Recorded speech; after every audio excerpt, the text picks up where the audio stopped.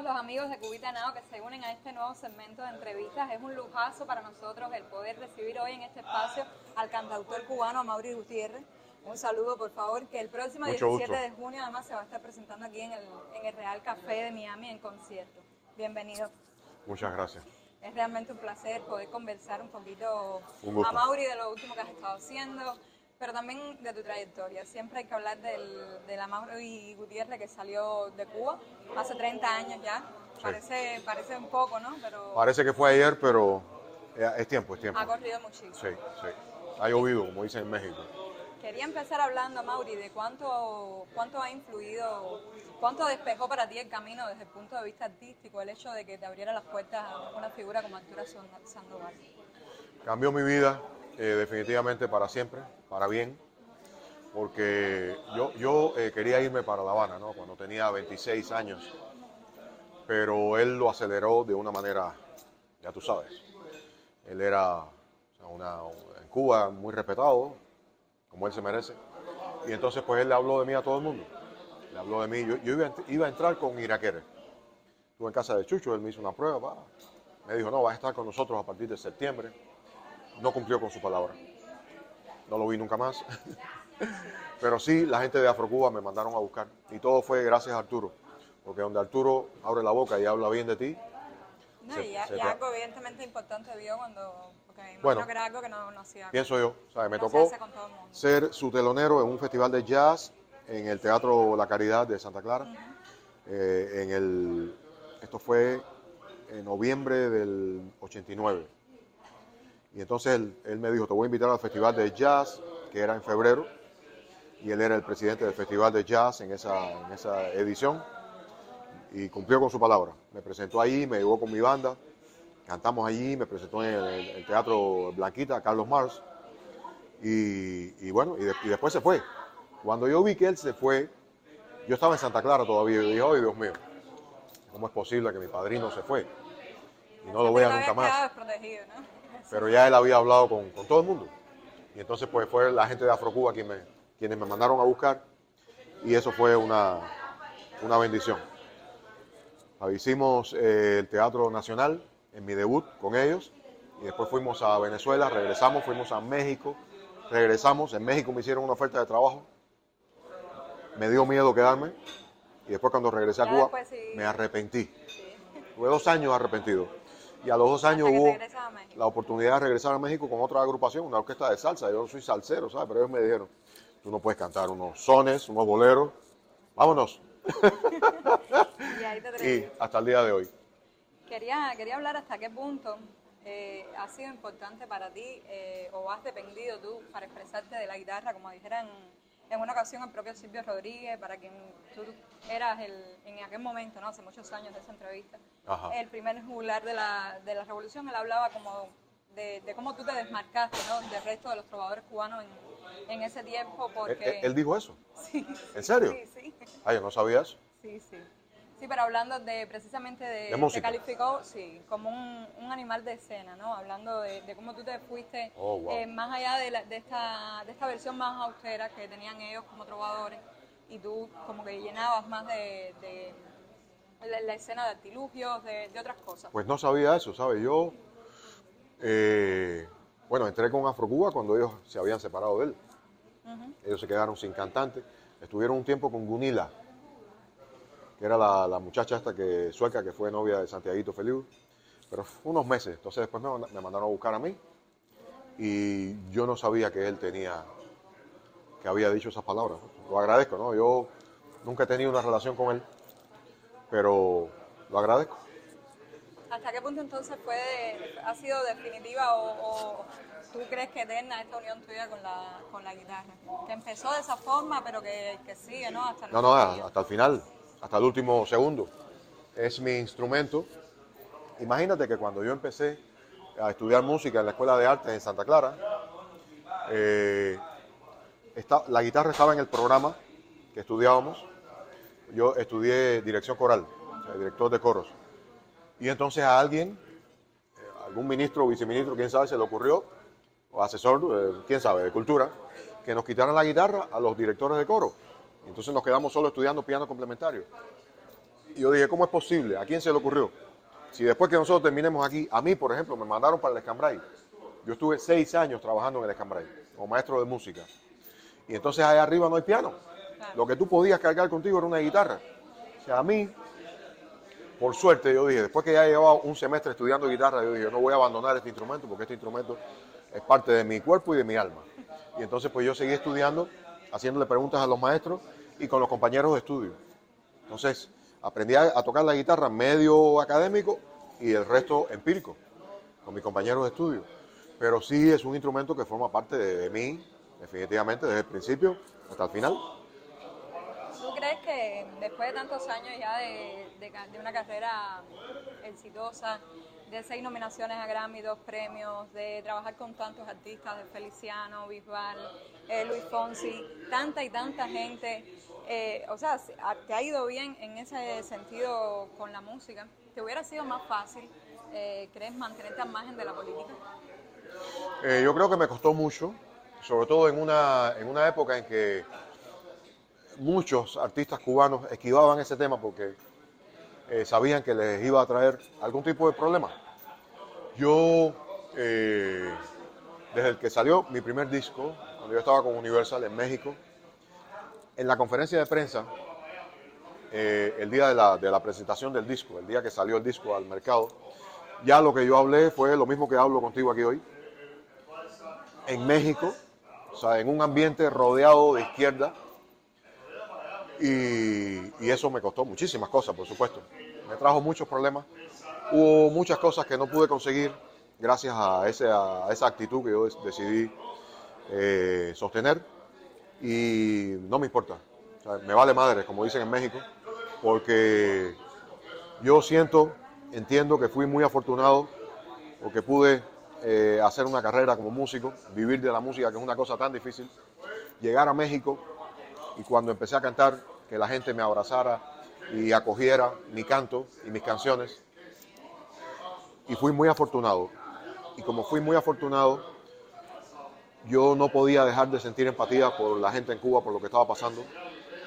Y yo decidí denunciar esa situación donde quiera que me parara y donde quiera que tuviera la oportunidad de hacerlo, donde quiera que tuviera un micrófono, una tribuna, una tarima.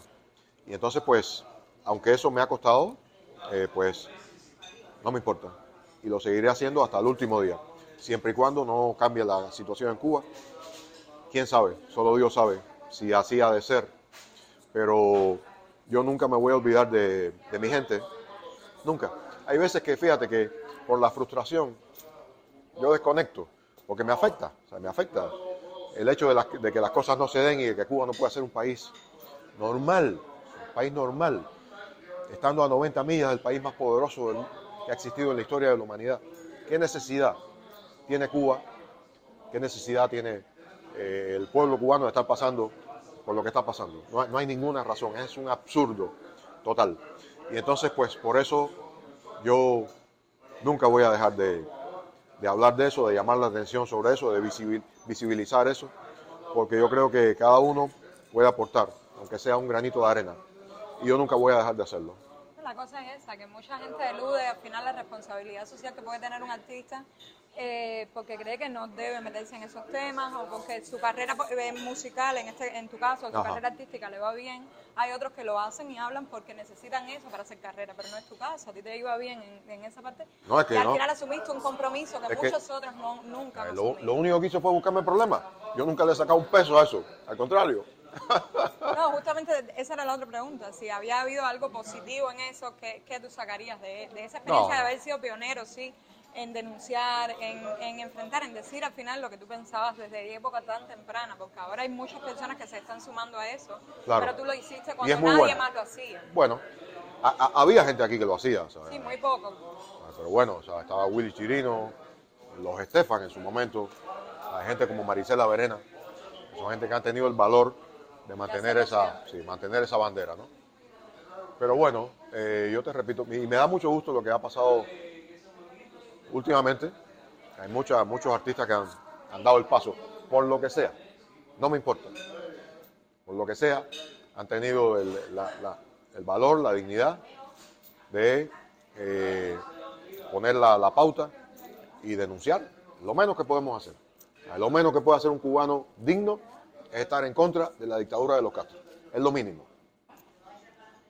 Tú has dicho que, de hecho, si Cuba fuera un continente ya estaría sola. ¿Tú crees que... Como en Venezuela, se han ido 8 millones de personas, Cuba se hubiera quedado vacía. ¿Tú crees entonces que lo que mantiene a esa isla habitada es la agua. maldita circunstancia del agua por todas partes? Exactamente. El mar. El mar. Porque es una especie de Alcatraz.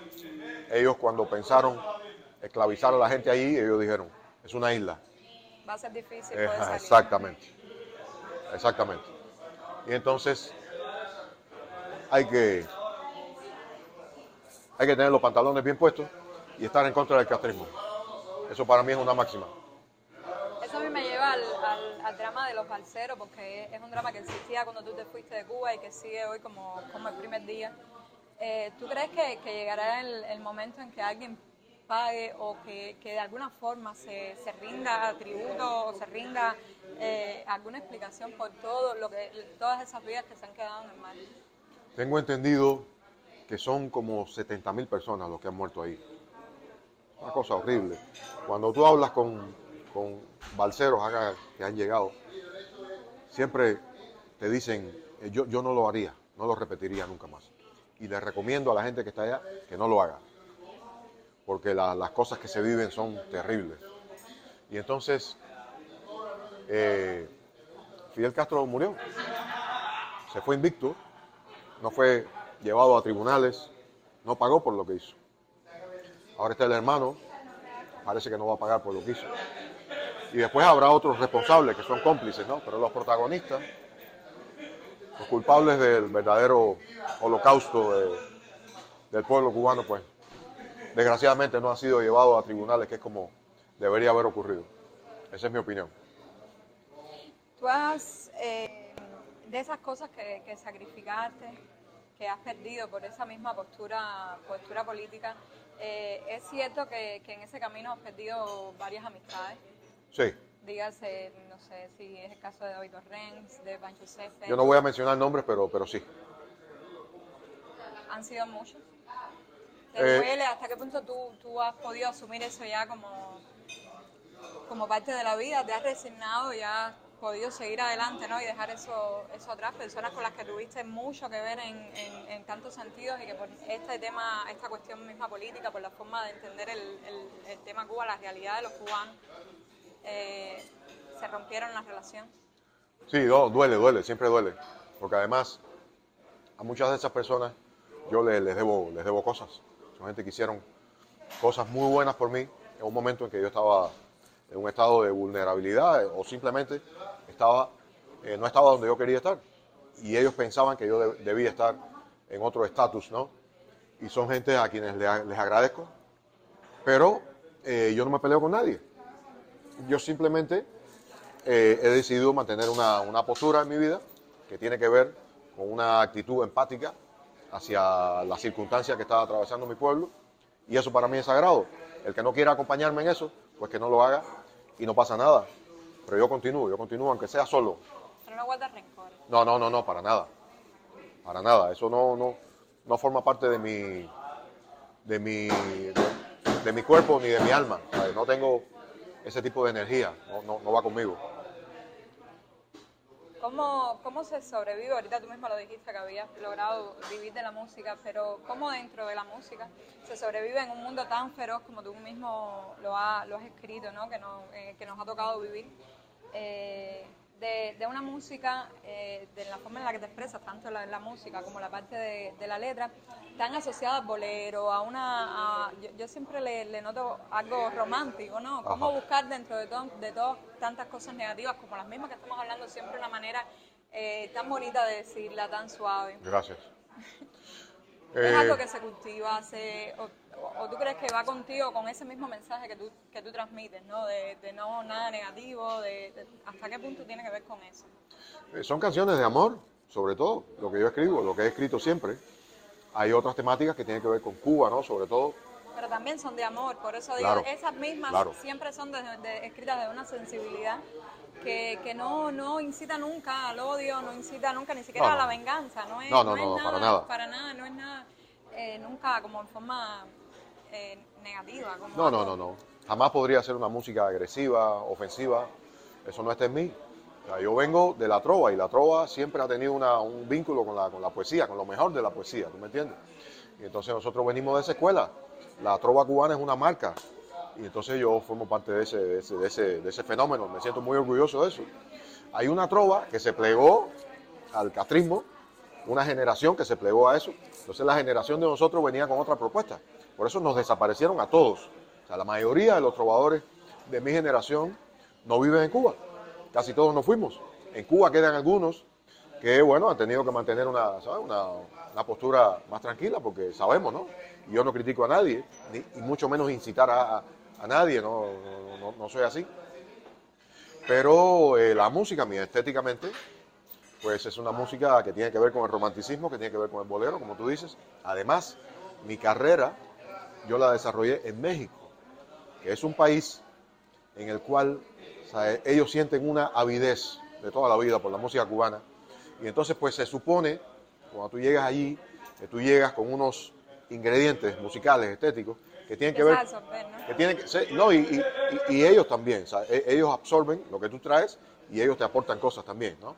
Entonces yo desarrollé mi carrera discográfica en un ambiente totalmente mexicano.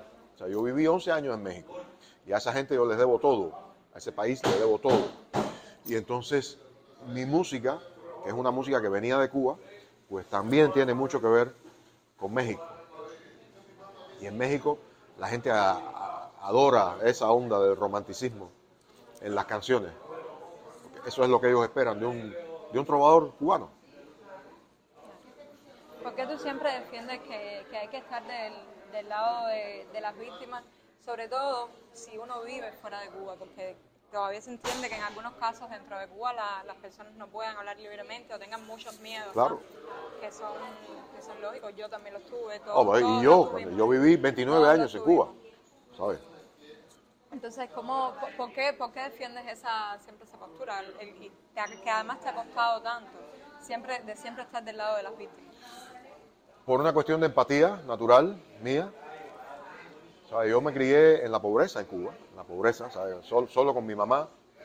Mi mamá fue quien nos crió y echó para adelante con nosotros, sin dinero, cambiando las cosas de la canasta básica, cambiando azúcar por arroz, leche condensada por jabón, ¿sabes? Esas cosas que la gente sabe perfectamente de lo que estoy hablando en Cuba. Y entonces nos criamos así. Y entonces, pues yo estoy identificado con la pobreza. Eso es una cosa natural en mí, porque hasta que empecé a estudiar en estas becas que ellos ofrecían, tú sabes, que ahí te dan, por lo menos te daban una ropa para que trabajara, un uniforme. O sea, no tenía nada, ni ropa, ni zapatos. Y pasábamos hambre, a veces nos acostábamos sin comer. Entonces, yo entiendo perfectamente por la situación por la que está pasando el pueblo cubano. Y le doy gracias a Dios que me sacó de allí, me dio la oportunidad de crecer como persona, como artista, de ser tratado en México como persona, como artista. Pero yo no puedo olvidarme de mi gente en Cuba. No puedo, por más que quiera. Y yo te decía que a veces uno desconecta, ¿no? Por la frustración. Sí, yo sé que hace daño. Porque Eso lo sé. es tremendo, ¿no? Uno quiere que las cosas, que Cuba sea un lugar luminoso. Pero olvidarme nunca, nunca, nunca. Siempre con mi gente, en mi corazón, siempre. Después del despertar que hubo a raíz del 11 de julio, tú escribiste que venía saliendo el sol. Hasta tú sigues creyendo que ese sueño de libertad es palpable hoy más que nunca. Sí, lo sigo creyendo. Lo que pasa es que yo creo, por lo que se ve, mucha gente aquí en Miami creemos eso, que es un sistema que está en la agonía. ¿Cuánto puede durar esa agonía? ¿Quién sabe? Él lo sabe. Solo lo sabe Dios. Pero es un sistema que no va a mejorar la vida del pueblo cubano, no les interesa además, y no tiene, si quisiera, no tiene los recursos ya para dar la vuelta y conseguir que ese lugar sea próspero, sea luminoso, levantarlo desde el punto de vista arquitectónico, desde el punto de vista antropológico, sentimental, espiritual, cultural. Es imposible ya. Ese sistema no tiene nada que ofrecer. Y entonces yo creo que el único camino de Cuba sería una transición hacia la democracia. Lo demás sería más de lo mismo, más sufrimiento, más desgracia. Y entonces pues yo creo que el sueño de la libertad está más vivo hoy que nunca, sobre todo después de lo que pasó el 11 de julio. Ese día para mí es oro puro molido. Lo que pasa es que ellos, todo lo que tienen, los recursos que tienen, lo que invierten es en represión, el aparato represivo, que es lo que único funciona ahí.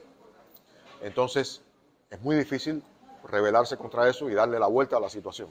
Tendrían que salir 4 millones de gente a la calle. El día que eso pase, ellos se mueren de miedo y salen corriendo, porque son unos cobardes, está demostrado. Pero mientras eso no ocurra, pues seguirá la situación esta, ¿no? Pero yo creo que es un sistema que está en franca decadencia, un sistema que está de salida, en franca agonía. Yo estoy convencido de eso. Quiero, volviendo ahora a la Mauri, un poco alejado del tema Cuba, que sé que nunca estás desconectado por completo. Viniendo a esta entrevista, escuchaba que tienes muchas presentaciones, que se te ve, tienes muchas cosas por hacer aquí en Miami, que se te ve haciendo cosas. ¿Estás cansado? Háblame de volver a ti, de este nuevo disco, de las cosas que quieres hacer para el futuro. Ya después que uno tiene tanto recorrido, llega un momento en que baja a los brazos y dice, no, quiero un descanso, quiero tomarme un break. ¿En qué momento de tu vida estás en ese No, cansado nunca, hasta ahora, gracias a Dios, ¿no? Acabamos de sacar este disco con una compañía independiente, que es independiente pero es muy poderosa, se llama One RPM, y entonces está en todas las plataformas digitales. La reacción de la gente ha sido muy linda. Hay un tema ahí que dedicado también al 11 de julio, hablando Sí, de claro, la canción se llama Julio 11. Y entonces, ¿escuchaste el disco? Algunas cosas, ya, no lo entero, todavía no lo he escuchado. Son 10 canciones y entonces estoy muy contento. Lo produjo Alejandro Jaén, es uno de los más grandes productores españoles. Él vive acá en Miami, tiene el estudio en su casa, grabamos en su casa. Escribí con él una canción, grabé una canción suya y el resto son canciones mías. Y ha sido una experiencia maravillosa trabajar con él. Es un artista que yo admiro mucho. Él es productor, cantante y compositor, uno de los más grandes compositores de habla hispana. Y entonces estoy muy contento con el disco y como tú dices, como tú me preguntabas, no, cansado nunca. Tengo energía para seguir cantando y escribiendo canciones, no paro. Y entonces ayer estuve reunido con la gente de Sony Publishing, de Sony ATV, que es el publishing al cual yo pertenezco, donde está mi derecho de autor. Estoy con ASCAP también.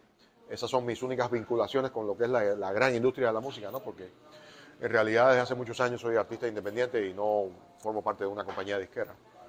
Pero yo quería disfrutar esta libertad y hacer las cosas a mi manera, y eso es lo que estoy haciendo desde 2014, ¿no? Y entonces pues eso tiene sus riesgos y tiene sus libertades también, que las estoy disfrutando. Y entonces bueno, llegó la pandemia, fue una cosa terrible, se acabaron los viajes, se acabó todo. Y entonces ahora pues estamos retomando otra vez el mundo, ¿no? Y ya empezamos a viajar, sobre todo México, República Dominicana. Queremos ir a otros países también donde mi música se ha escuchado desde que salió el primer disco. Y pues estamos en eso.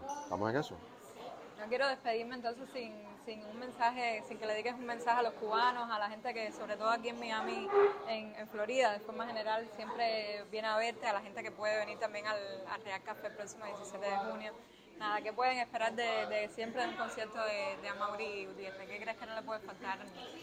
Bueno, lo que no puede faltar es energía y sinceridad, honestidad y entrega total y absoluta. Y bueno, el mensaje a la gente de Cuba siempre es un mensaje de optimismo, de esperanza y un mensaje muy importante, para mí lo más importante de todo, de regreso a Dios, porque Dios es lo más grande. Un pueblo sin fe es un pueblo muerto. Y la gente en Cuba se ha dado cuenta de esto, porque la gente en Cuba renunció a Dios. Y así no se puede vivir, porque Dios es lo más grande que hay y Dios es la energía, es el oxígeno, es la creación. Y entonces pues ese es mi mensaje, un mensaje de esperanza y de regreso a Dios, a la iglesia, a Dios de la forma en que sea, al aire libre, en tu cama, donde quiera que te encuentres. Dios es lo más grande. Y entonces ese es mi mensaje, de esperanza y de regreso a Dios, porque nada es para siempre, nada es para siempre. Y la luz está a la vuelta de la esquina. Cuando la noche es más oscura, es a las 5:30 de la mañana y es cuando está a punto de amanecer. Muchas gracias, Amaury, ¿verdad? Que Dios te bendiga. Muchos éxitos igualmente Gracias, para gracias. ti y que sigas, nada, ahí compartiendo tu talento con nosotros. De verdad es un placer Bienvenida. haber podido, Gracias. haberte podido tener además aquí en Cubita Nada. Gracias, gracias.